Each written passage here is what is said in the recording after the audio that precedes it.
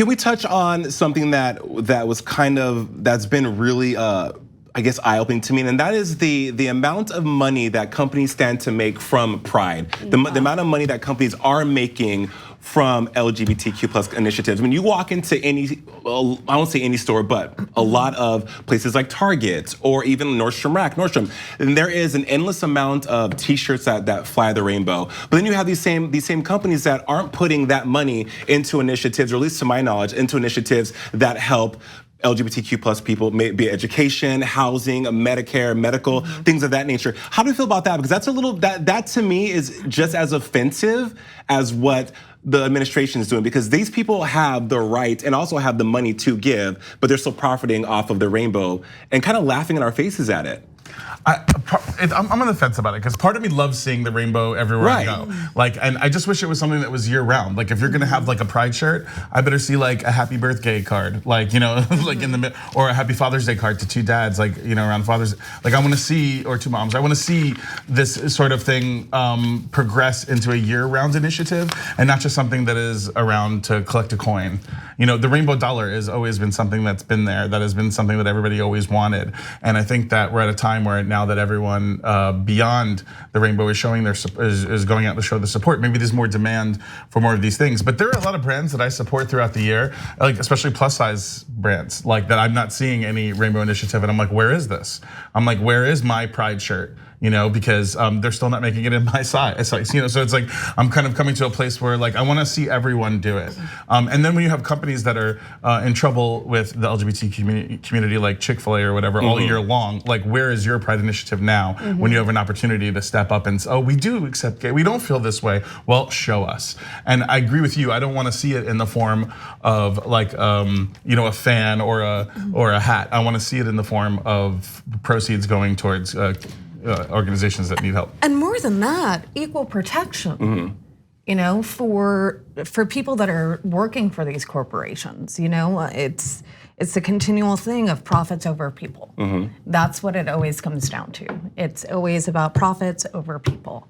And I think that the LGBTQ community is in a bit of a tough spot, right? Where getting to have the support of corporations that say they're going to help us and they assist in 4 months of giving us our due, and will occasionally come out in defense of the LGBTQ community.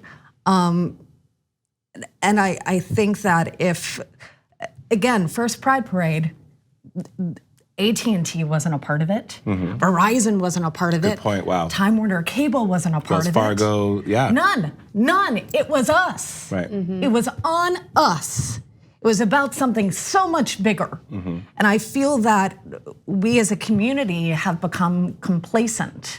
And I think that there's classism in every community, and that includes our community, right, where certain LGBTQ individuals that have more prominence, again, are choosing profits over their own community. I will, to add a layer to that as well, Heather, I will say this, so working entertainment, LGBTQ plus Pride, of course, is a Pride season is colorful, it's magical, it's great for content. It produces a lot of streaming services. I was on Netflix last night. Paris is Burning is streaming again right now, which is a great documentary. Please go watch it if you haven't. And there's a whole LGBT Pride section, right? But I struggle with the notion of, okay, fine, you adopt or you celebrate this because it's trendy, it's cool, but yet you're not willing to educate as to why it's trendy or cool. Yes. And then when you want to have that conversation, audiences don't want that. Or is that our demo? Or is that a little bit too on the nose? Or is that offensive to some people? But at the same time though, where it's a trendy thing. But to see Paris is Burning years ago, you'd have to have a copy of a friend's copy, or you'd have to go to like the midnight screening at the Angelica to even like catch it. So it's like incredible now that it's accessible to like my nana. Like I think that that's an interesting point too. But with that too, I feel like it's my friend Arlen Hamilton, who is a Black queer woman that has backstage Capitol. Like, she's an incredible, brilliant being. And I love what she says. I didn't come for the crumbs, I came for the cake. I feel that we have been conditioned to be so grateful for the crumbs that we dare not ask for the cake. And so while I agree with you, yes, it's great. Paris is Burning is on Netflix. Wonderful, your Nana can see it, I hope she does. Within that though, there needs to be more. Right. If you truly wanna have equity, if you truly wanna have equality, it can't just be 30 years later, here's a doc on something. There needs to be more, because I'm starving.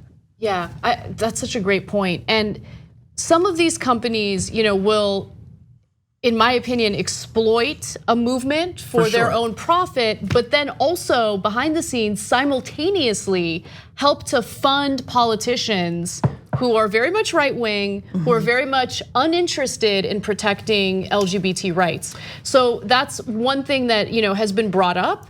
And what I love is that people are getting active and they are maybe boycotting some of these companies if they find that they are contributing campaign donations to these politicians. But I agree with both of you. It's important to normalize the community and make it abundantly clear, like, hey, they're human. And this isn't something that should shock you, but at the same time, we should hold these companies at a higher standard because they're profiting off of the community. And ourselves. Right. That it's not just us versus them. It's also holding ourselves accountable within the community. You know what I mean? Yes, because the analogy you made about crumbs and cake is so on the money, and that's something that I've talked to people about. It's because you said you're starved.